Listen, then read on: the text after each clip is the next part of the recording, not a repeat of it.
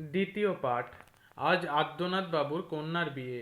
তার তার এই শল্যপুরের বাড়িতে। কন্যার নাম শ্যামা, বরের নাম বৈদ্যনাথ।